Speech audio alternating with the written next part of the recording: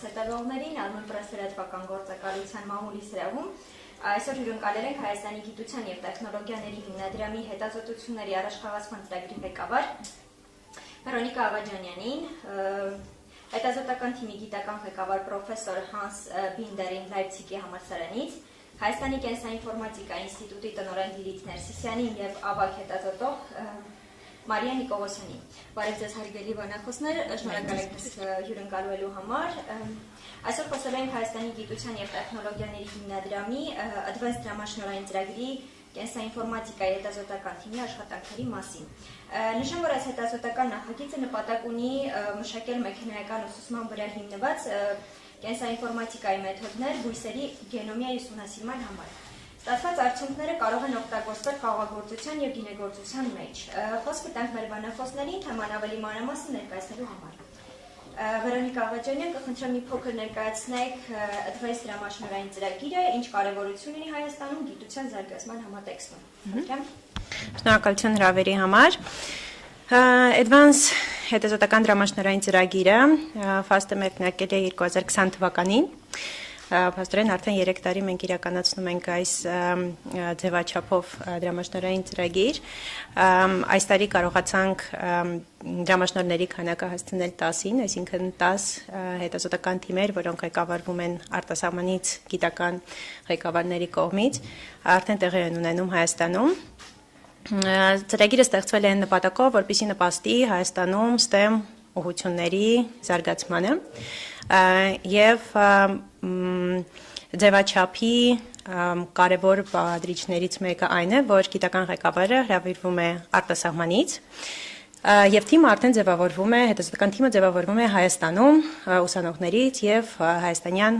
հետազոտողներից, այն նպատակով, որպեսզի հետագայում այդ թիմերի եւ այդ հետազոտական ծրագրերի շուրջ ստեղծվեն գերմանացիական կենտրոններ եւ զարգանան այդ համապատասխան ուղղությունները Հայաստանում։ Ֆաստը մեր պարտներների հետ միասին եւ մեր դոնորների շնորհիվ ապահովում ենք ֆինանսավորումը եւ տարատեսակ ուրիշ տեսակի աջակցություն այդ թիմերին, որպեսզի իրանք կարողանան մինչեւ 4 տարվա ընթացքում իրականացնել այդ հետազոտական ծրագրերը եւ ստեղծեն այդ միջազգային կապերը։ Ամենակարևոր արդյունքը, որը որ մենք ակնկալում ենք այդ աշխատանքներից, դա առաջատար միջազգային ամսագրերում գիտական publication-ներն են։ Այսքանը ուզում եմ ասել նաեւ, որ մենք կարողացանք 10 այսպես թիմեր ձևավորել, որոնցից մեկը եւ մենք շատ հպարտանում ենք դրանով Հայաստանի կենսաինֆորմատիկայի ինստիտուտի հետ համագործակցությամբ պրոֆեսոր Հանս Բինդերիի ղեկավարության տակ ծրագիրն է կենսաինֆորմատիկայի ոլորտում։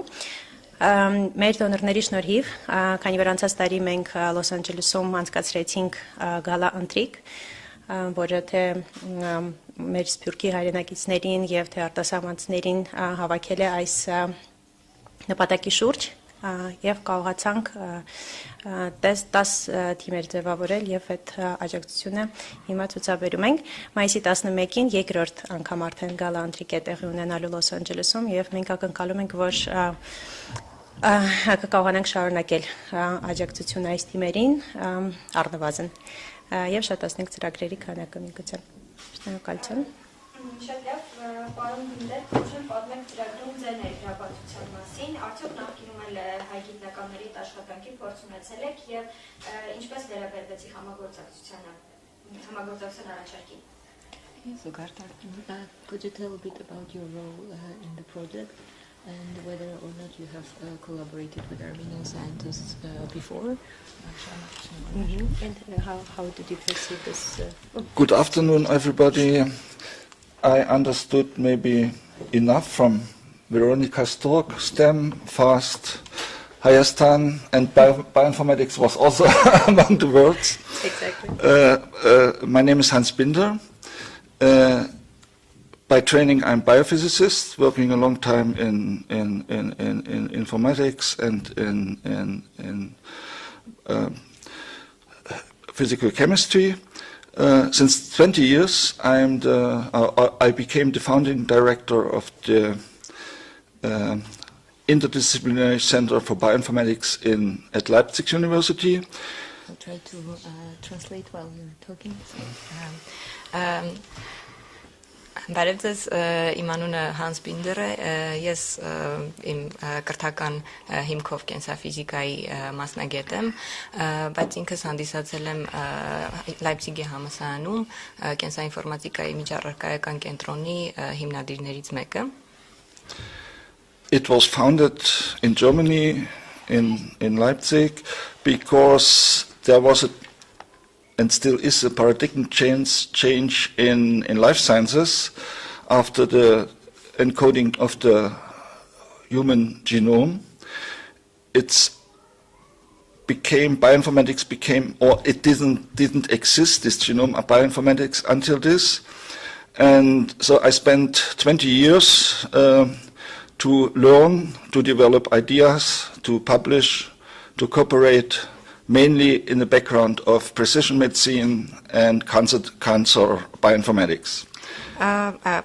Նման միջառարկայական կենսաինֆորմատիկայի միջառարկայական կենտրոնի հիմնադրման անհրաժեշտությունն առաջացավ կենսաբանական գիտությունների ոլորտում հեղափոխությունից հետո, երբ մարդու գենոմը կարողացան վերծանել ամբողջությամբ եւ առաջացավ այդ գենոմային տվյալների վերլուծության մասնագետների կենսաինֆորմատիկայի մասնագետների կարիք եւ մոտ 20 տարի Հանս Բինդերը աշխատել է կենսաինֆորմատիկայի ալգորիթմական մոտեցումների մշակման ուղղությամբ հիմնականում, որոնք կիրառվում են հիմնականում անհատականացված բժշկության precision medicine-ի ոլորտում։ I cooperate with Armenia since more than 10 years, since I accidentally meet Osin Աղաջանյանի, the director of the EMB, at a conference, and since those time we very closely cooperate.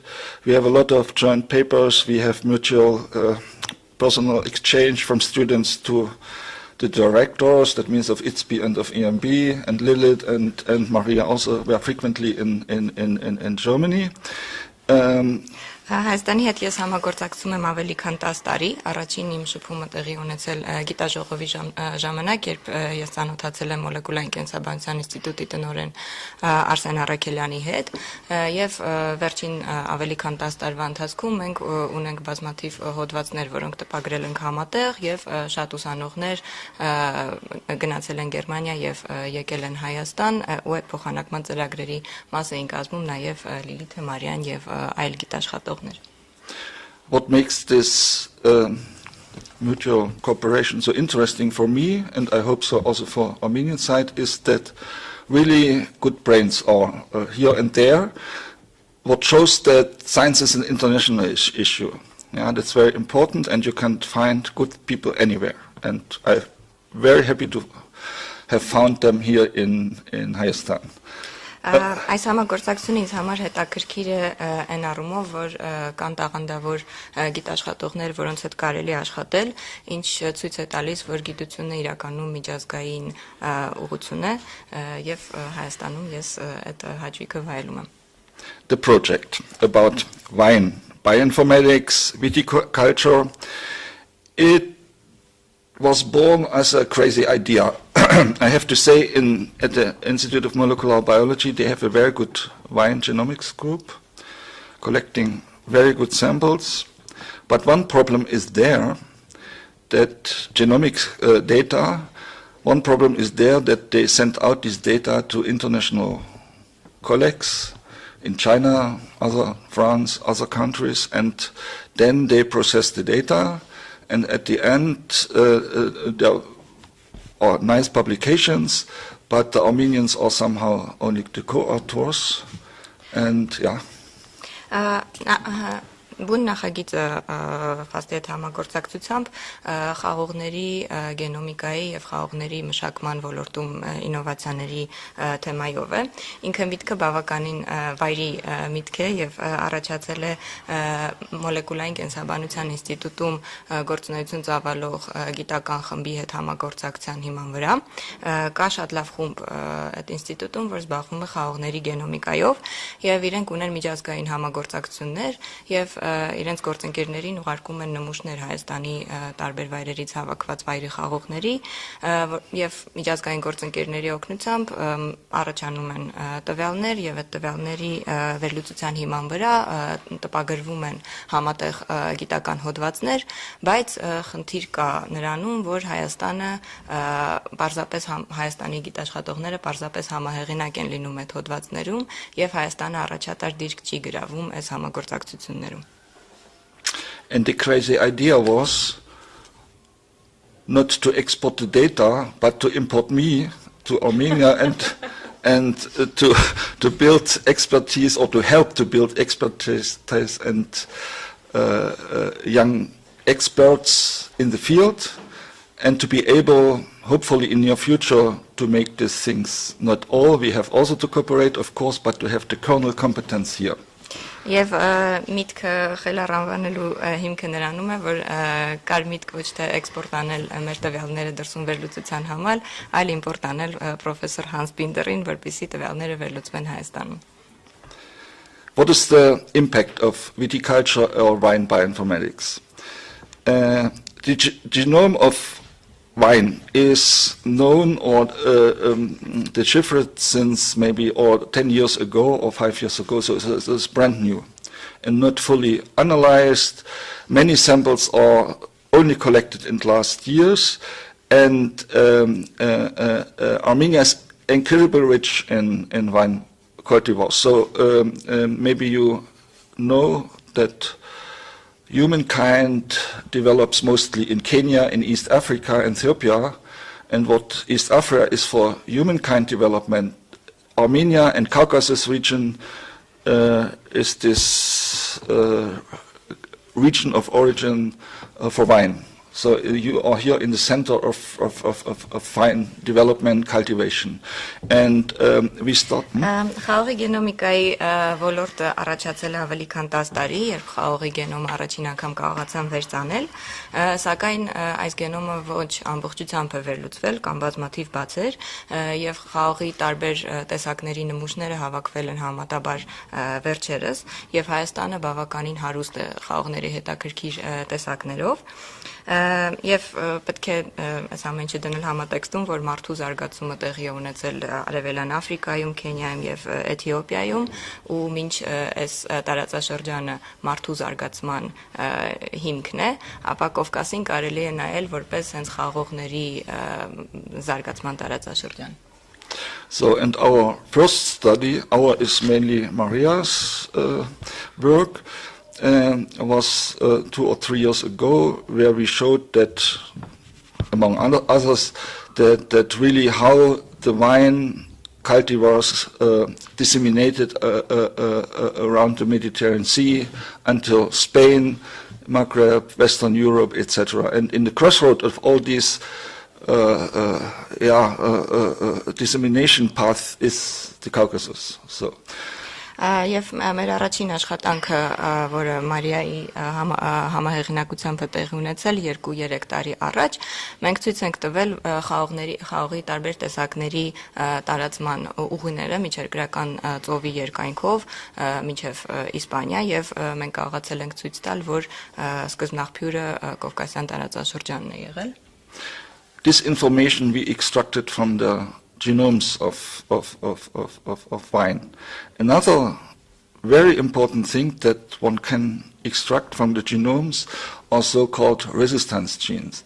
And here we come to industry or wine production. You have a lot of, like humans can get sick, also the plants and the wine plants can get sick, and there are a lot of options. One are fungal diseases, and wild wine, or a part of the wild wine types that live in Armenia or grow in Armenia are resistant against these diseases. And one goal is to find so-called resistance genes that make them tolerant against these diseases. Եվ այս աշխատանքի հիմքում ընկած է եղել խաղողի գենոմային տվյալները, Ինչն է հետաքրքիր խաղողի գենոմի վերլուծության ոլորտում, դա այսպես կոչված ռեզիստենտության կամ դիմացկունության գեների հայտնաբերումն է, որը մեզ անմիջապես կապում է ինդուստրիայի արտադրության եւ գինեգործության հետ։ Բանը նրանում է, որ բույսերը, թվում նաեւ խաղողը, իրենք նույնպես հիվանդություններ ունեն եւ հիվանդություններից մեկը սնկային որոշակի հիվանդությունն է, որ լայն տարածում ունի աշխարհում եւ Հայաստանի վայրի խաղողների շատ տեսակներ պարզվել է, որ դիմացկուն են այս հիվանդության նկատմամբ եւ գտնելով այն գեները, որոնք պատասխանատու են այս դիմացկունության կամ ռեզիստենտության համար, շատ կարեւոր հետևանքներ կարող են ունենալ հենց արտադրության համար։ That means knowing these genes, one can then apply gene engineering to introduce such genes in cultivars in the vineyards and to make wine plants resistant against these diseases, fungi in this case. This is one, yeah. Այսինքն իմանալով գտնելով ռեզիստենտությունը կամ դիմացկունությունը ապահովող գեները, մենք կարող ենք այնուհետև անցնել հետազոտության կիրառական փուլին, գենետիկական ինժեներիայի միջոցով, հենց այս գեները ներմուծել այն սորտերի մեջ, որոնք կարևոր են գինեգործության համար եւ ունենալ դիմացկուն սորտեր։ Another problem with not only with wine growth and cultivation in industry, but in general in agriculture is the climate change, of course. Temperature change, water disappears, etc. So we try to understand how temperature stress affects the wine plants, and to learn how to improve this, to use less water, to grow under lower temperature. That's a question we address in this project. Մեկ այլ մարտահրավեր, որ գոյություն ունի խաղողագործության ոլորտում, դա կլիմայի փոփոխությունն է, մասնավորապես ջերմաստիճանի փոփոխությունը կարող է ստրեսային գործոն լինել վայրի խաղողների աճի համար, եւ մեր աշխատանքի մի մասը նաեւ նվիրված է նրան, որպեսզի հասկանանք, թե ինչպես կարելի է խաղողներն աճացնել սակավ ջրի կամ ցածր ջերմաստիճանների պայմաններում։ Coming back to the main goals and problems, develop expertise. I explained very shortly what we are doing, but we need also experts. Yeah, and I have to say, without the two ladies on the right of me, there would be no chance to go in this direction. There is the ABI, the Armenian Bioinformatics Institute, that grows early stage experts, students on bachelor and master's degree, external from the Armenian educational system mainly. Yeah. Հիմնական խնդիրը, որին մենք հանգում ենք այս նշված նախագծի խնդիրները լուծելու համար, դա մասնագետների պակասն է։ Մեր հիմնական նպատակը նաև այս նախագծի շրջանակներում մասնագետներ նախապատրաստելն է եւ այս ուղղությամբ Հայաստանի կենսաինֆորմատիկայի ինստիտուտը քայլեր է ձեռնարկում, որպեսզի պատրաստի երիտասարդ հետազոտողների, հիմնականում բակալավրի կամ մագիստրատուրայի ուսանողներին։ So we have a minimum reservoir of talents that we can hopefully further develop. And the second thing is the FAST. Veronica, but also all the people working in FAST, the scientific advisory board that reviewed my project, etc. Without the support, this never would be happen, and so they really do things out of the normal traditional things in Armenia, and I'm very grateful for this, to having this chance. So, yeah.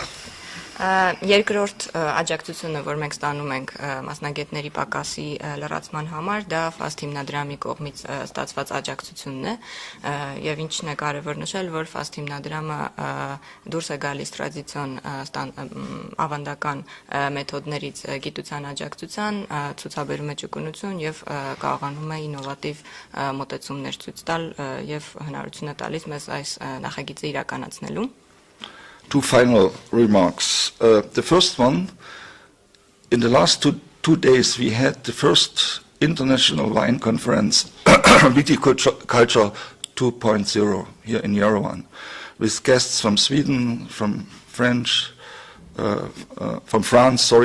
and from Georgia. And this FAST project played a central role in organizing, also giving a talk, etc. Կուզեի նշել եւս երկու կետ, առաջինը վերջին 2 օրվա ընթացքում մենք ունեցանք գիտաժողով նվիրված խաղողների գենոմիկայի ոլորտի զարգացմանը։ Այս գիտաժողովին մասնակցում էին հյուրեր Շվեդիայից, Վրաստանից, Գերմանիայից եւ Ֆրանսիայից եւ ֆաստի աջակցության պարվող նախագծի արդյունքում մենք նաև կարողացանք կազմակերպել այս ներդրում ունենալ այս գիտաժողովի կազմակերպման մեջ։ So we are very optimistic, and our guest told us that they will come back and cooperate with us, that we attract really good high-level international specialists to Armenia to cooperate with us. Եվ այս գիտաժողովը հիմք տվեց նոր համագործակցությունների, հյուրերը բավականին ոգևորված էին եւ մենք կարողացանք փաստորեն ներգրավել միջազգային համագործակցություններ, որոնք հետագայում օգտակար կլինեն հենց նախագծին։ So, and Maria sitting to the left of me, she is bioinformatician, and hopefully in end of this year she will defend her PhD thesis. Is the local leader of the team. I don't like this copy. She really leads the team here locally. Mostly I'm sitting in the Zoom, but I'm also here.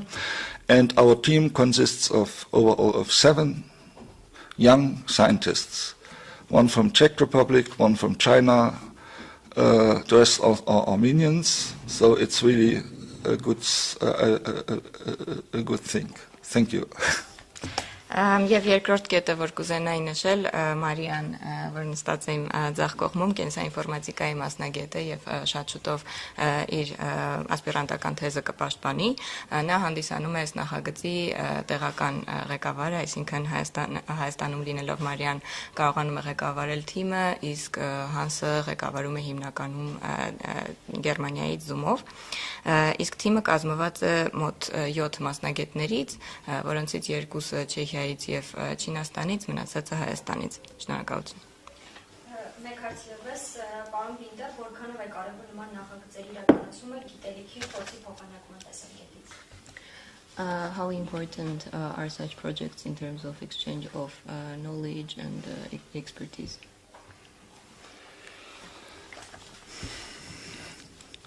I think that you need 2 components to be successful in this, or even 3 in this direction. The first is a strong local expertise. You have to go your own way. You have to follow your own ideas to be good. But alone, you will never become good enough. So you need international cooperation.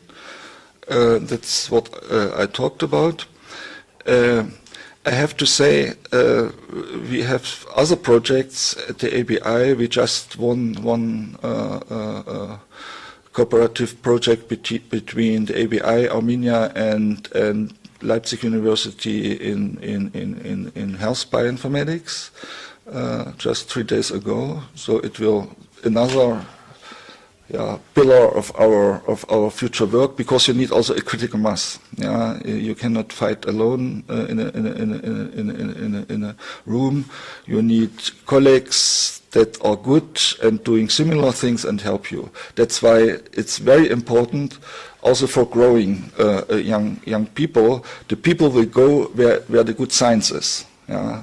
So and one goal is, and usually the good Armenian students, they go outside, abroad, to learn, and we have a lot of specialists in the field working or learning in Los Angeles, in San Francisco, in Copenhagen, across Europe, etc. maybe there are several reasons, and the problem is more complex. But one is the lack of good scientific environment, and one goal of this project is to offer them something to stay here, or come back. Նման նախագծերի հաջողության գրավականներից մեկը դա ուժեղ տեղական էքսպերտիզայի մասնագետների արկայությունն է, ինչով եւ մենք փորձում ենք զբաղվել, սակայն հասկանալի է, որ տեղական մասնագետները իրենք միայնակ չեն կարող հաջողության հասնել, շատ անհրաժեշտ է միջազգային համագործակցությունը։ Կուզեմ նշել, որ մենք նաև շահել ենք մի նախագիծ դրամաշնորհային ծրագիր, որտեղ համագործակցում ենք Գերմանիայի հետ եւ այս նախագիծը նվիրված է առողջության ոլորտում, առողջապահության ոլորտում կենսաինֆորմատիկայի զարգացմանը եւ նույնպես ունի տեղական մասնագետների կրիտիկական զանգվածի հավաքագրման գործում եւ նման նախագծերը իրենք իրականում հենց երիտասարդ գիտնականների ներգրավվածության հարցն են լուծում։ Երիտասարդ հետազոտողները սովորաբար գնում են այնտեղ, որտեղ ուժեղ գիտություն կա եւ մենք նկատում ենք, որ Հայաստանի ուսանողները ցավոք սրտի շատ հաճախ դուրս են գնում արտասահմանյան համալսարաններում սովորելու եւ գիտական գործունեություն ծավալելու համար, պատճառներ իրեն կարող են բարդ լինել, բայց հենց նման նախագծերն են, որ կարող են նման մասնագետներին ներգրավել Հայաստան։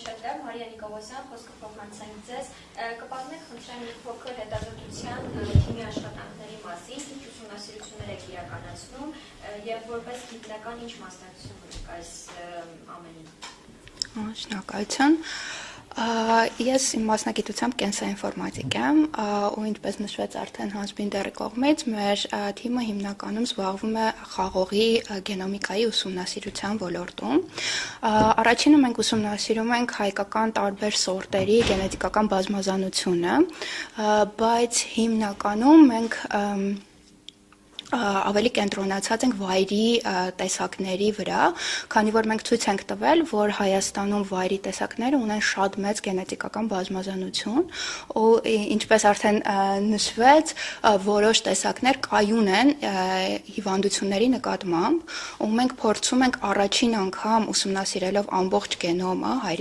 հայկական վայրի տեսակների, գտնել այն գենետիկական փոփոխությունները, մարկերները, որոնք պատասխանատու են այդ կայունության համար, հույսով ենք, որ այդ գիտելիքը ապագայում հիմք կհանդիսանա որոշ սելեկցիոն ծրագրերի մշակման համար, իսկ իմ դերը այս ծրագրում հիմնականում կենսաինֆորմատիկայի աշխատանքների կառավարումն է։ Մեր թիմը, ես կուզեի նշեի, որ բավականին երիտասարդ թիմ է, 3 հոգի 4 հոգի Հայաստանից ուսանող են, 2-ը բակալավրի ուսանող, 2-ը մագիստրատուրայի, ու նաև շատ հատկանշական է, որ 3 հոգին ABI կողմից կազմակերպված ամառային դպրոցի շրջանավարտներ են, ու դա հնարավորություն մենք ունեցանք նրանց նախապատրաստել նախանցած տարի եւ անցած տարի, որ իրանք ունենան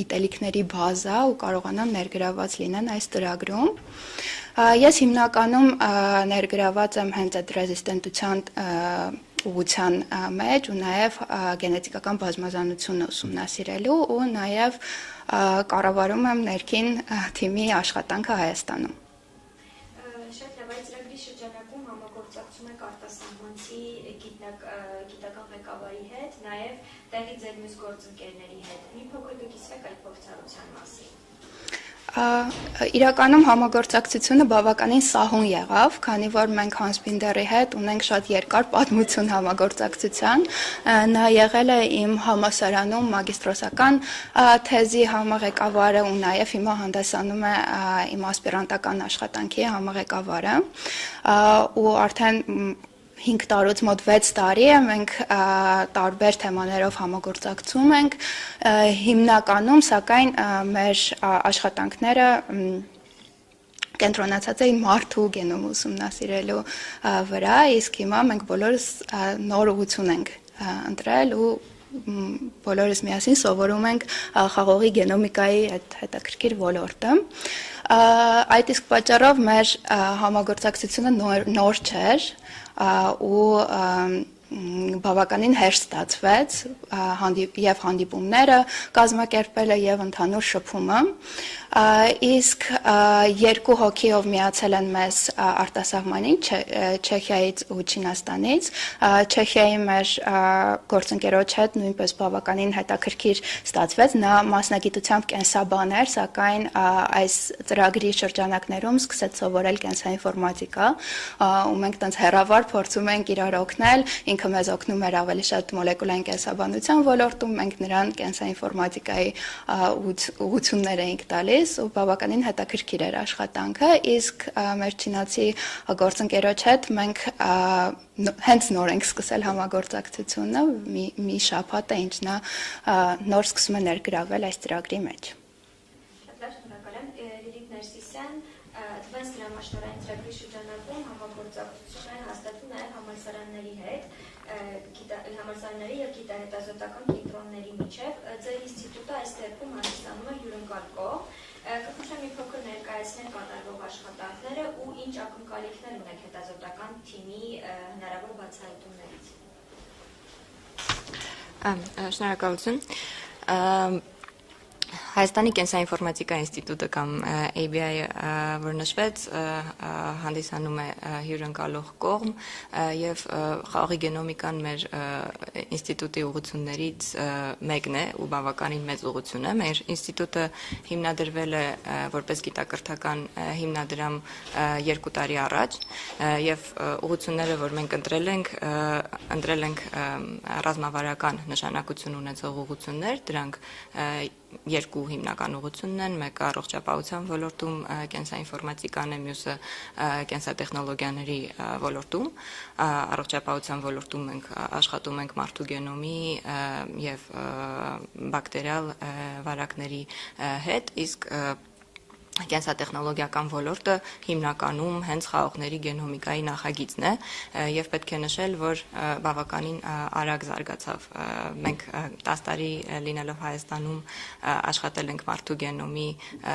եւ ասոցիացված հիվանդությունների վերծանման ուղղությամբ, իսկ խաղողների գենոմիկան ինքը բավականին արագ աճեց վերջին 2 տարվա ընթացքում եւ ֆաստի դերը այստեղ շատ մեծ է, քանի որ 5 հոգանոց թիմ Հայաստանից եւ 2 հոգուց բաղկացած թիմ արտասահմանից ներգրավելու համար ֆինանսական աջակցություն է հարկավոր եւ ակնկալիքները այս նախագծից բավականին երկարատև են առաջին 4 տարվա ընթացքում, որը հիմնականում գիտական հետազոտություններ կլինեն, մենք ակնկալում ենք, որ կլինեն գիտական հետազոտություններ եւ հոդվածներ իրենք բավականին նորարար կարող են լինել եւ բնականաբար նորարարության հիման վրա կարելի է հետո մտածել արդեն կոմերցիոն արդյունքի մասին, որի մասին պրոֆեսոր Բինդերը արդեն նշեց եւ հնարավոր է, որ արդեն ABI-ից կամ Հայաստանի կենսաինֆորմատիկայի ինստիտուտից ծնվեն ստարտափներ, որոնք այս ուղղությունը ավելի կոմերցիոն ուղղությամբ առաջ կտանեն։ Շնորհակալություն ծրագիրը շատ բովանդակալից ներկայացնելու համար, հիմա այստեղ հարցերի, եթե հարցեր ունեք, կարելի է հարցնեմ հենց այդ կոմերցիոն մասով, առողջարայնացման մասով, արդյոք կենսաինֆորմատիկայի ինստիտուտում ունի արդեն նմանատիպ փորձ, որևէ գիտական արդյունք տեխնոլոգիայի վերածելու կամ այդ պրոցեսով գնալու եւ նաեւ պարամիդալին կուզենամ հարցնել Գերմանիայում այս պրոցեսը ինչպես է իրականանում եւ Հայաստանը ինչ ունի սովորելու, որտեղ մենք որպես այդպիսի նմանատիպ կառույցներ չունենք, վաստը ունի իր ուղղություններից մեկը հենց այդ commercialization-ը, անում է տարբեր ծրագրեր, բայց այսպես համակարգային լուծումներ չունենք։ Ինչ փորձ ունենք իրացնելու։ Շատ լավ, ես սկզբում մի մասով պատասխանեմ, հետո հարցը թարգմանեմ Հանսի համար։ So the question is about commercialization. There is one question that's directed to me, and then I will translate the second one to you about the experience in Germany. Okay. Հայաստանի կենսաինֆորմատիկայի ինստիտուտը 2 տարվա ընդամենը փորձ ունի ու իրականում մեր մոտ ռազմավարական մոտեցում կա առևտրայնացումը անել այն ժամանակ, երբ կա մարդկանց կրիտիկական զանգված, հա։ Բանն անում է, որ երբ դու ունես երկրում քիչ թվով մասնագետներ եւ ունես լավ միտք, այդ լավ միտքը առաջ տանելը բավականին դժվար է, եթե դու չունես թիմ հավաքելու հնարավորություն։ Եվ անգամ եթե դու կարողանաս դա անել, նոր մասնագետների ձևավորման գործընթացը կանգ կառնի եւ հետագայում ելի խնդիրների առաջ կկանգնենք։ Այդ պատճառով մենք ձևավորման սկզբնական տարիներին հիմքը դնում ենք հենց բազային հետազոտությունների վրա, որոնց նպատակը ոչ միայն ինովացիոն գաղափարների եւ մտքերի առաջացումն է, այլ հենց առաջին հերթին մարդկային ռեսուրսների ձևավորումը։ Ինչպես Մարիան նշեց, մենք 2 անգամ անցկացրել ենք ամառային դպրոցներ եւ հետո գիտական հետազոտությունները օգտագործել ենք որպես երիտասարդ հետազոտողների բազայի ստեղծման հիմք եւ հենց այդ երիտասարդ հետազոտողների արկայությունն է, որ թույլ տվեց, որպեսզի մենք իրականացնենք օրինակ հենց վաստի կողմից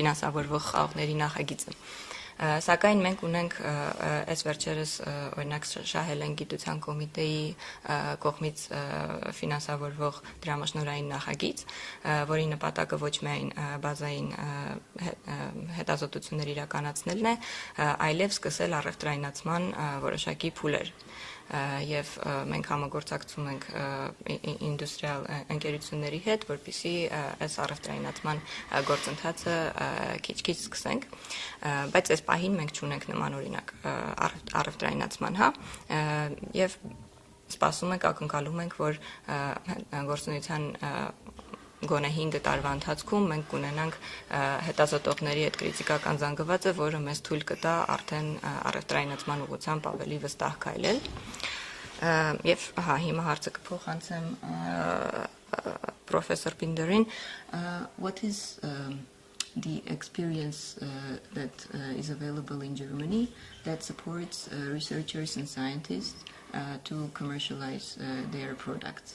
We have some experience in this direction in Armenia, but this experience is not systematic, and perhaps you could highlight some systematic aspects. First, I would like to add one small detail that I forgot in my introduction. I'm Patriotny Doctor, Russian Armenian University. I'm very proud of this, and that's why I have to leave it out. Now about the question.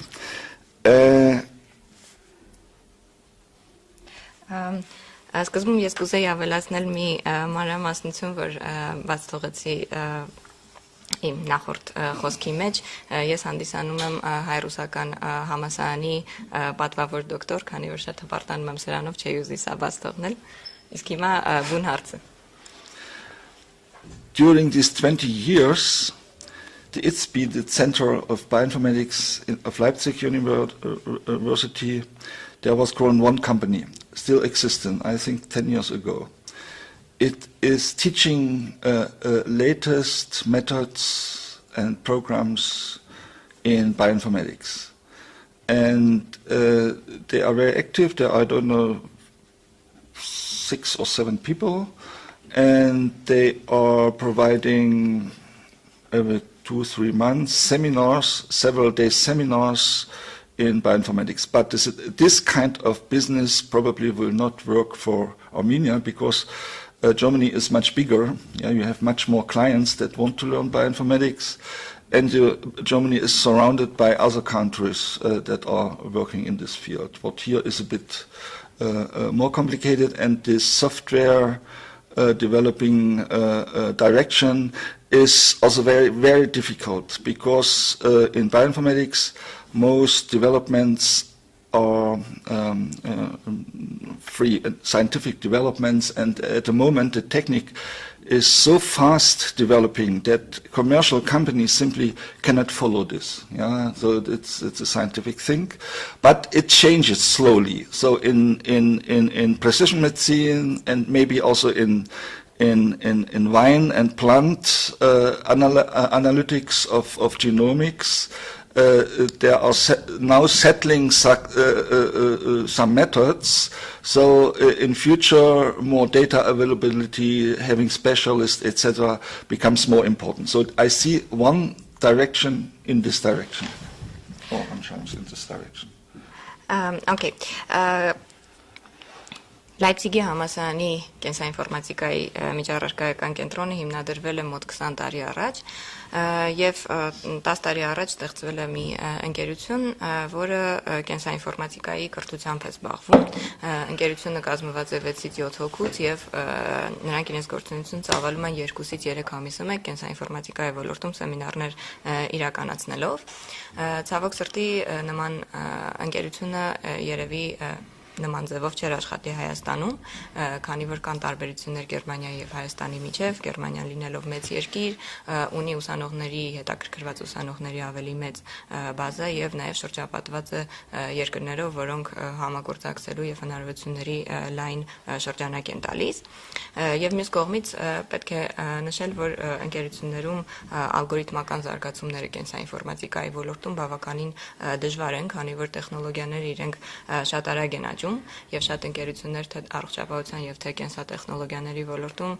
չեն հասցնում հետեւել այս զարգացումներին, սակայն իրավիճակը փոխվում է եւ այս ոլորտում արդեն կան ձևավորվում են ստանդարտներ. Can you repeat the last part of your? I forgot it. Okay. You can continue, I think. If I remember, I will come later. A second thing, not only for Germany, say for Western countries in general, is that they usually have attached to universities transfer centers. Yeah, that can. It's not only a soft skill thing. It is also having buildings where young companies, startups can hire rooms for low budget to develop their ideas in the first years. Sometimes, and we have this kind of things also in biotechnological center. It's called so, attached to Leipzig University. Sometimes it works, sometimes it doesn't work. So it depends on, like everywhere, from the company and from the environment. But there is such support of startups from governmental side, and this is essential for the first years, because they don't earn enough money to survive otherwise. Yeah, and okay, also after this, I don't know, 70% or 50% of the companies die, but 30 to 50% survive. So, and this is the essential point. Yeah, and we have such companies, for example, but it's almost established. You know this Moderna mRNA high-tech company with an Armenian CEO. We have a similar thing. BioNTech developed similar things. BioNTech, Pfizer, it's usually the name because Pfizer developed, also contributed to this mainly with money. But the ideas were developed in Germany, mostly this mRNA technology. So these are very successful examples, but they are rare. But you don't know in advance what idea will work. This primary idea of these mRNA vaccines was so crazy that nobody believed in this, yeah, in principle. Yeah. And now it goes into cancer medicine, cancer diagnostics and therapy. Yeah. Գերմանիայի եւ ինչպես նաեւ արևմտյան այլ երկրների օրինակում կարող եմ նշել, որ շատ կարեւոր հանգամանք է համալսարաններին կից գործող տեխնոլոգիայի տրանսֆերի կենտրոնների առկայությունը։ Այս կենտրոնները աջակցություն են ցույց տալիս ստարտափներին իրենց ձևավորման առաջին փուլերում, տալով հնարավորություններ օգտագործելու սենյակները, ձևավորելու թիմեր, պատենտ իմ կողմից ավելացնեմ նաև պատենտի եւ այլ business soft skill-երի հմտությունների զարգացման գործում եւ իհարկե ստարտափների մի մասը հաջողում է, մի մասը չէ, բայց կառավարության նման աջակցությունը շատ կրիտիկական է, հատկապես ստարտափների գործունեության սկզբնական փուլերում, այլապես ստարտափները ուղղակի հնարավորություն չունեն գոյատևելու։ Գերմանիայում նման օրինակներից մեկը այս վերջերս բավականին հայտնի դարձավ, դա BioNTech ընկերության mRNA RNA պատվաստանյութերի զարգացումն է նման մոդեռնայի RNA RNA պատվաստանյութին, հիմնականում միտքը ծագել է Գերմանիայում եւ այս ընկերությունը նույնպես ստացել է նման աջակցություն. And another point that is important to develop companies, say in this field, is to have a wet lab experimental environment, and this is at the moment at least a bit problematic in Armenia because the costs are relatively high, and you need also an ecosystem of similar where you can have specialists and devices, etc. that simply doesn't exist at the moment. But this is another chance for bioinformatics because you need computers, good idea, and good education and questions, and one is this wine direction. Yeah, but I want to come back to Armenia and chances. Yeah. Եվ մեկ այլ շատ կարևոր գործոն առևտրային ընկերությունների առաջացման համար դա լոկալ էքսպերիմենտալ ենթակառուցվածքի առկայությունն է, որը թույլ կտա տվյալներ գեներացնել փորձերի միջոցով։ Հայաստանում ցավոք սրտի նման ենթակառուցվածքները քիչ են, քանի որ կապված են շատ մեծ ծախսերի հետ, բայց հենց այստեղ է, որ կարող ենք նշել կենսաինֆորմատիկայի առավելությունները, որ թույլ են տալիս, որ ոլորտը զարգանա առանց նմանատիպ ծախսատար միջոցների։ So coming back to Armenia and to ABI, at the moment we have contacts to, say, plant doctor companies. They aim to find drugs against or methods how to fight against these plant diseases. Yeah? And this is we are the flagship. What is a company cooperating with FAST? We are at the moment in the field of discussion, and we don't know we will come up with good ideas or not. But this is the first step to do it. We have successful cooperations always in the cancer precision medicine direction with two companies, one in London, Vivan, with support of Armenian investors. We could establish there people from the ABI working for these companies, yeah, and developing drugs or methods, treatments against cancers. Yeah, these are beginning cooperations. Another one is with a Boston-based company, Agenus, that gives us 1 year, say, to show we are able to produce or to bring some interesting things. So it is a company that finances us, but we have free choice of what to do, what to deliver. Now this year is over, and we have a publication with, we think, good results. And last week the company also confirms that they are happy with us.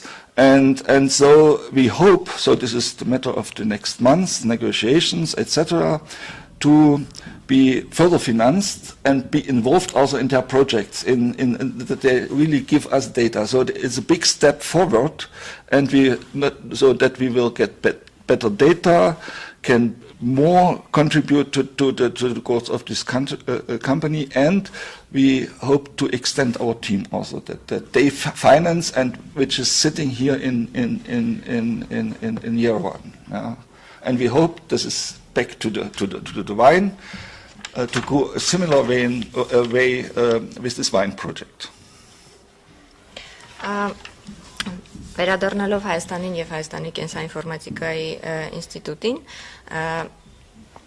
Առևտրայնացման ուղղությամբ ստարտափների ձևավորում դեռևս չենք նկատում, բայց բավականին զգալի գործունեություն ենք ծավալում տարբեր ինդուստրիալ ընկերությունների, կենսատեխնոլոգիական ընկերությունների հետ համագործակցության եւ տեղում թիմերի ձևավորման ոլորտում։ Այս պահին մենք համագործակցության քննարկումներ ունենք հենց բույսերի գենոմիկայի ոլորտի տարբեր ընկերությունների հետ, իսկ մեր ընթացիկ համագործակցությունը վերաբերում է առողջության ոլորտում կենսաինֆորմատիկային, մեկը Լոնդոնում Vivan Therapeutics ընկերության հետ մեր համագործակցությունն է, որ արդեն ավելի քան 1 տարի է տևում եւ ոլորտը քաղցկեղների անհատականացված բժշկությունն է, դիագնոստիկան եւ պրոգնոստիկան եւ ABI թիմը օգնում է այդ ընկերությանը նորարար մոտեցումներ ձևավորելու հարցում եւ երկրորդ համագործակցությունը դա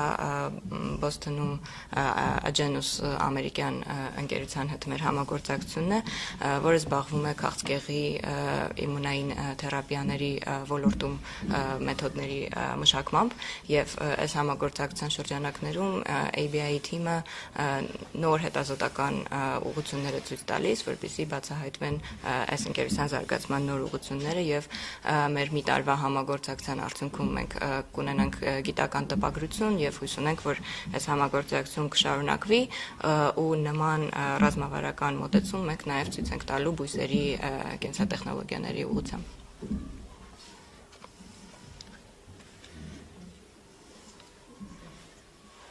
Եթե լանգային միանգամից ասատան, որ ես ասից չծանրատերն եմ, հա, որ...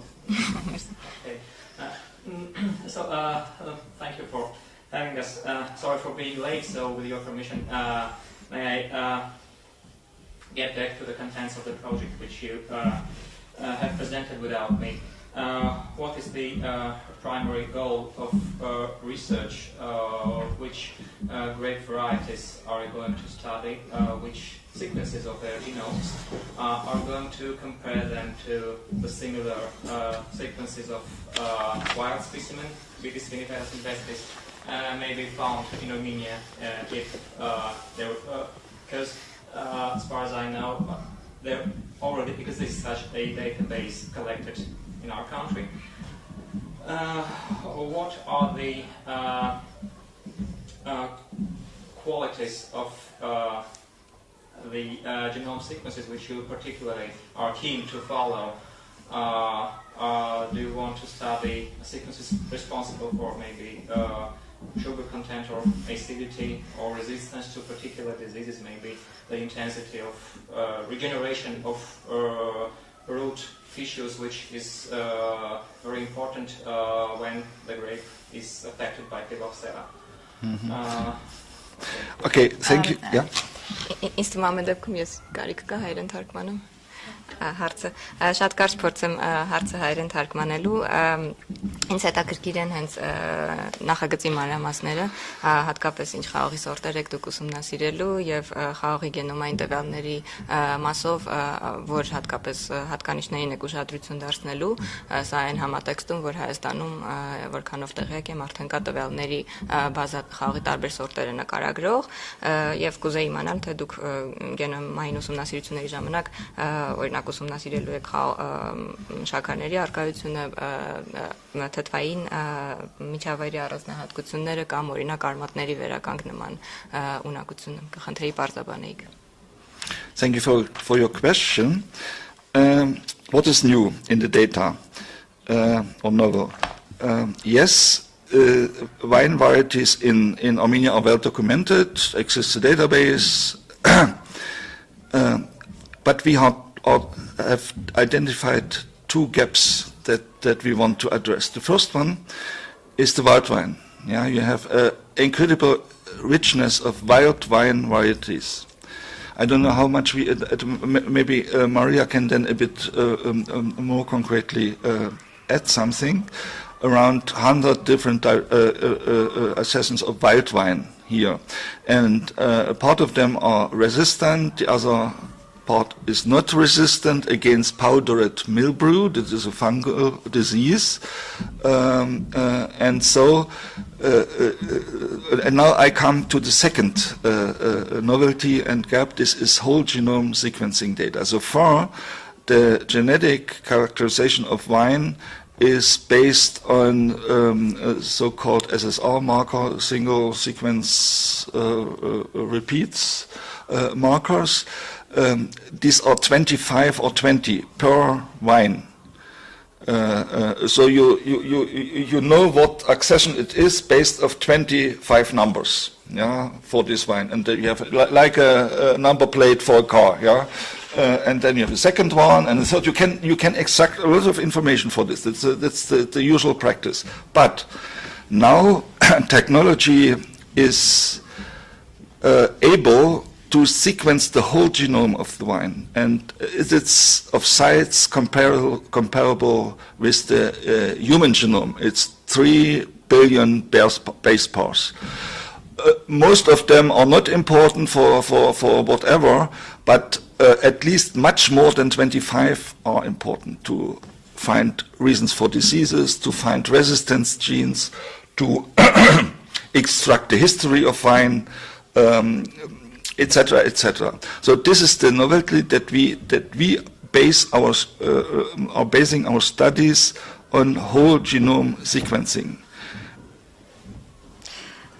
Yes. Կուզեմ նշել, որ այո, Հայաստանում կա տվյալների նման բազա, որտեղ նկարագրված են Հայաստանում աճող սորտերը խաղողի, բայց կա երկու նորություն, որը մենք այս նախագծում բերելու ենք։ Առաջինը դա վայրի խաղողների նկարագրությունն է, քանի որ բազայում հենց կուլտիվացված սորտերն են նկարագրված, իսկ Հայաստանում, եթե չեմ սխալվում, կա ավելի քան 100 տեսակի վայրի խաղողներ, որոնց մի մասը դիմացկուն են, օրինակ powdered mildew անունով սնկային հիվանդության նկատմամբ, իսկ որոշ մասը դիմացկուն չեն, եւ երկրորդ նորարարությունը, որ մենք ներմուծելու ենք, դա գենոմի ամբողջական վերլուծությունն է։ Տվյալների բազան ներկայում արկա, ինքը հիմնված է որոշակի մարկերների վրա, որոնք շորտ կարճ հաջորդականություններ են SSR կոչվող, եթե պարզ ներկայացնենք, ապա ամեն խաղողի տեսակ նկարագրվում է մոտ 20-25 մարկերային բնորոշմամբ, իսկ մենք ուսումնասիրելու ենք խաղողի ամբողջական գենոմը, չափսով այն նման է մարդու գենոմին, մոտ 3 միլիարդ հիմք է պարունակում, իհարկե գենոմի մեծ մասը կարող է կարևոր չլինել, բայց կան շատ ավելի կարևոր մասեր գենոմում, որոնք ավելին են, քան այս 20-25 մարկերներից կազմված մատնահետքերը եւ կարող են պայմանավորել խաղողների թե հիվանդությունների նկատմամբ դիմացկունությունը, թե իրենց զարգացման պատմությունը եւ այլն։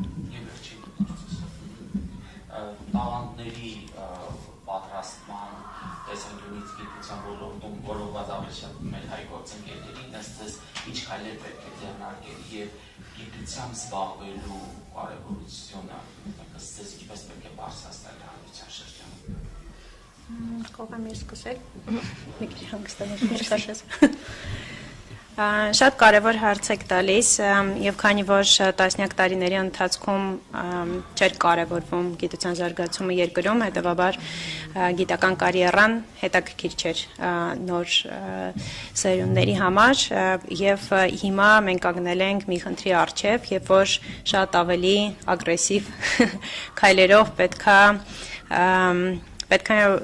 ինչ-որ մի բան փոխենք, որպեսզի առհասարակ գիտության մասին կարողանանք խոսել հետագայում Հայաստանում։ Պետք է նշեմ, որ վերջին տարիների ընթացքում դա սկսեց փոխվել, թե վերաբերմունքը գիտության հանդեպ, եւ մենք արդեն մեր ծրագրերում ընդհանրապես վերջին 2-3 տարվա ընթացքում տեսնում ենք փոփոխություն, որ հատկապես բակալավրիատի ուսանողները սկսեցին ավելի շատ հետաքրքրվել։ Այն ինչ որ մենք անում ենք, օրինակ նույն advanced հետազոտական դրամաշնորհային ծրագրի շրջանակներում, որպեսզի այդ շղթան ապահովենք այդ pipeline-ը, հա։ Օրինակ բակալավրիատի ուսանողները դեռևս չեն կարող լինել անգամ կրծեր հետազոտողներ, բացառությամբ 1-2 տենց հատուկ ինչ-որ кейսերի, այդ առումով կարելի ասել, որ մեր այս կոնկրետ ծրագրի կենսաինֆորմատիկայի ոլորտում ծրագրի թիմը բացառություն է այդ առումով, բայց հիմնականում բոլոր մեր մյուս ծրագրերում կրտսեր հետազոտողները մագիստրանտներ են առնվազն, որտեղ արդեն համապատասխան գիտելիքային բազա ունեն, որպեսզի ներգրավեն հետազոտական աշխատանքների մեջ, որտեղ որ մենք ակնկալում ենք առաջատար հոդվածներ, ինչպես արդեն նշեցի, բայց մենք ունենք օրինակ հետազոտական internship-ի հնարավորություն, որտեղ ակնկալում ենք, որ թիմերը պետք է անպայման ներգրավեն բակալավրիատի ուսանողներին, որպեսզի այդ ինչպես մենք ասում ենք գիտության գեղեցկությունը հետազոտական աշխատանքի գեղեցկությունը ուսանողները կարողանան բացահայտել իրենց համար արդեն բակալավրիատի տարիքից եւ գոնե հետո ավելի գիտակցված որոշում կարողանան կայացնել արդյոք իրանք ուզում են ինդուստրիայում շարունակել իրենց կարիերան թե ավելի շատ հետազոտական աշխատանքներում թե մեկը մյուսի հետ կապելը որովհետեւ դա էլ շատ կարևոր ինչպես արդեն այսօր խոսեցին կոմերցիալիզացիայի մասին advanced ծրագրից դուրս եւ կրտսեր Եվ անգամ ավագ հետազոտողների համար էլ ծրագրի շրջանակներում մենք բավականին մեծ մասը ֆինանսավորման միջև տարին $15,000 հատկացնում ենք, որպեսզի թիմը կարողանա կարողությունների զարգացման միջոցառումներին մասնակցել, արտասահման գնալ, կոնֆերանսների մասնակցել, ինչ որ առցանց տրեյնինգների մասնակցել, որպեսզի աճեն։ Եվ այստեղ գիտական ղեկավարի դերը շատ կարևոր է, եւ մենք մեր մեխանիզմներով ակնկալում ենք, որ ամեն մի հետազոտողի համար գիտական ղեկավարը պետք է նաեւ մասնագիտական աճի ուղին նշի եւ հետո հետեւի, որպեսզի ակետից բակետ կարողանա հետազոտողը հասնել։ Եթե խոսենք ուրիշ ծրագրերից, ֆաստի կողմից իրականացվող, ես կուզենայի նշել մեր նոր ծրագիրը, որը դպրոցականների համար է նախատեսված եւ կոչվում է Generation AI Մենք այս տարի սկսեցինք այդ ծրագիրը իմ գոլեգաներն են զբաղվում բավականին բարդ եւ բայց շատ կարեւոր ծրագիրը, որը մենք իրականացնում ենք կրթության նախարարության հետ համագործակցությամբ, իմաստը նրանում է, որպեսզի խորացված մաթեմատիկայի գիտելիքներ արդեն ավագ դպրոցում աշակերտները ստանան եւ սկսեն բացահայտել իրենց համար արհեստական վանականությանը վերաբերվող տարբեր առնչվող գիտելիքներ, Python լեզուն եւ այլն, որպեսզի հետագայում կարողանանք մենք իրանց դեպի արհեստական բանականության հետազոտական կարիերաներ բերել։ Այդ տենց ամբողջ երկրում պետք է ծրագիրը իրականանա, բնականաբար pilot-ը կսկսվի ընդամենը 10 դպրոցներից։ Այսքանը, բայց միանշանակ շատ կարևոր է, որպեսզի սիստեմատիկ մոտենանք այդ հարցին։ Բնականաբար, եթե մենք արևտրայնացման մասին ենք խոսում, կարծես թե ինչ կապ դա ունի դպրոցականների հետ, բայց իրականում բնականաբար կապ ունի, որովհետև եթե արդեն այնտեղ չսկսենք մենք շատ լուրջ քայլեր ձեռնարկել, չենք ունենա այն մրցունակ հետազոտական արդյունքը, որը հետագայում կկարողանանք արևտրայնացնել եւ առհասարակ աշխարհում ինչ որտեղ զբաղեցնել գլոբալ շղթաներում։ Շնորհակալություն։ Ես կենսաինֆորմատիկայի ոլորտում այս հարցին անդրադառնամ։ Հենց Հայաստանի կենսաինֆորմատիկայի ինստիտուտի հիմնադրման հիմնական նպատակը այդ տաղանդների նախապատրաստումն է եղել եւ իրավիճակը Հայաստանում այնպիսին է, որ հենց կենսաինֆորմատիկայի ոլորտում 3 հիմնական օղակներ, որոնք պատասխանատու են տաղանդների նախապատրաստման համար, դա կրթությունը, գիտությունը եւ աշխատաշուկայի արկայությունը իրենք բացեր ունեն բավականին մեծ Եվ երբ մենք առաջին անգամ էինք սկսել մոտ 4 հոգուց կազմված խումբ է, որը իրական մոլեկուլային կենսաբանության ինստիտուտում հենց Արսեն Առաքելյանի խումբն է հիմքը դրել, որպեսզի 4 հոգից ձևավորվենք, նորից շեշտելով գիտության կարևորությունը այս ոլորտում եւ այդ խմբով մենք կարողացանք արդեն 20 հոգուց ավել չափսով թիմ ձևավորել կենսաինֆորմատիկայի ինստիտուտում, այսինքն ուսանողներ ներգրավեցինք, որոնք հետաքրքրված էին ոլորտով եւ հիմա նրանք հանդիսանում են երիտասարդ հետազոտողներ, ինչու՞մն է կարևոր գիտության դերը։ Գիտությունը ինքը առաջին հերթին մարդ վերապատրաստելու, տաղանդներ վերապատրաստելու աղբյուր է եւ գիտնականները իրենք կարողանում են ժամանակին համընթաց քայլել։ եւ եթե դու ունես գիտական բազա երկրում, ապա շատ շուտ կարող ես հետ մնալ աշխարհի զարգացումներից, իսկ տեխնոլոգիաները հատկապես կենսաբան կյանքի մասին գիտություններում, կենսաբանական գիտություններում բավականին արագ են փոփոխվում։ Իսկ գիտնականը այդ գիտությունն է, այն ոլորտն է, որը կարողանում արագ այդ փոփոխությունները նկատել եւ օգտագործել պատրաստման մասնագետների թե կրթության ոլորտում հետո դասախոսություններ կարդալու համար եւ թե նորարարական մոտեցումներով եւ առողջապահության եւ կենսատեխնոլոգիաների ոլորտը զարգացնելու համար։ Օրինակ, այս պահին մենք համագործակցում ենք նաեւ առողջապահության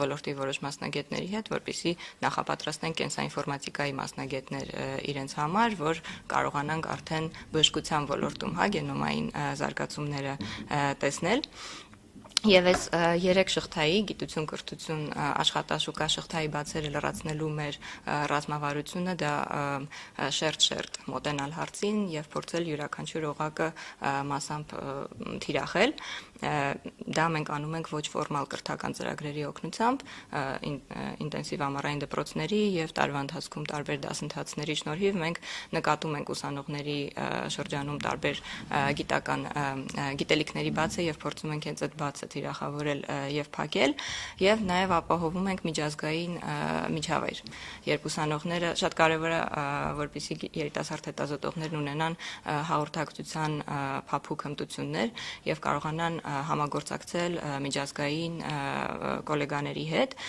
եւ սա մենք կարողանում ենք անել տեխնոլոգիաների շնորհիվ, երբ կա Zoom եւ մենք կարողանում ենք մեր բոլոր սեմինարները, որոնք շաբաթը նվազագույնը մի անգամ տեղի են ունենում, անել միջազգային մեր գործընկերների համագործակցությամբ։ Այսինքն միշտ կա այդ միջազգային միջավայրը, որը թույլ է տալիս այդ հաղորդակցության եւ առաջնորդության, հմտություններ զարգացնել, քանի որ նպատակը հենց առաջնորդներ ձևավորելն է, որոնք հետո կգնան առողջապահության ու կենսատեխնոլոգիաների ոլորտներ եւ այնտեղ ու կրթության ոլորտ եւ այնտեղ կանեն այդ հեղափոխությունը, այսպես ասած, եւ մենք տեսնում ենք, որ գիտությունը այստեղ կենտրոնական դեր կարող է տանել։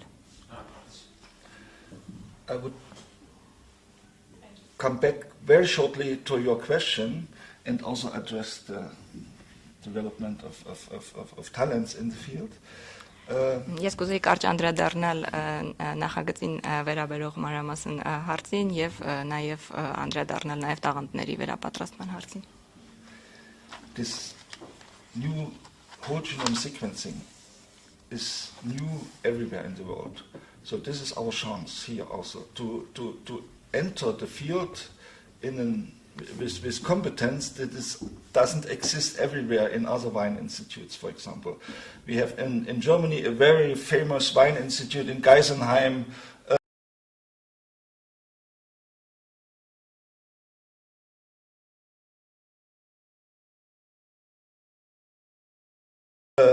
They know everything.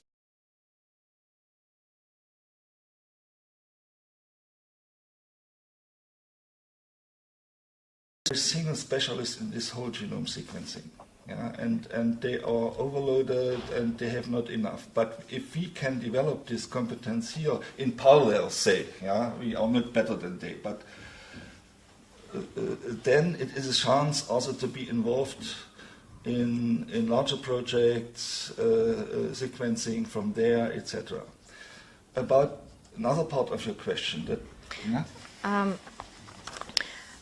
Խաղի ամբողջական գենոմի ուսումնասիրությունը նոր է համատաբար նոր է աշխարհի նաև այլ կետերում եւ կարծում եմ որ Հայաստանի համար սա հնարություն է ընձեռում ունենալ յուրահատուկ ներդրում այս ոլորտի զարգացման մեջ մենք ունենք Գերմանիայում գործընկերներ որոնք խաղի գենոմիկայի ոլորտով հետաքրքրված են եւ կուզեն համագործակցել նույնպես քննարկում ենք Բորդոյի համալսարանի մեր գործընկերների հետ որ բոլորին հետաքրքիր է այս ոլորտը սակայն գենոմի ամբողջական ուսումնասիրության մասով չունեն մասնագետներ եւ ունենալով նման մասնագետներ Հայաստանում մենք կարող ենք կարևոր դեր խաղալ զարգացումներում. Now about the other part of the question about say field studies, measuring sugar metabolites, etc. In Armenia exists a very clever experiment on vineyards. There is a high altitude vineyard, that means they study, or they are going to study winemaking, say this way, from plants on 2,000 meters altitude, then 1,000 meters and down. This is under the lead of Christina Magarian, who had this clever idea. But growing the wine on these under this different condition is one thing. At the end, everybody wants to understand what is going on also on molecular level, how the plants feel, etc. And here we see another chance of this project, and we have always discussions and how to organize this to be part of this. We always are part of this project, but how to develop this to extract the molecular data from there. Yeah. And we will do this with the people partly from Geisenheim, etc., who are specialists in other fields. We are not the metabolite people, but in future it can also be transferred to Armenia. Then about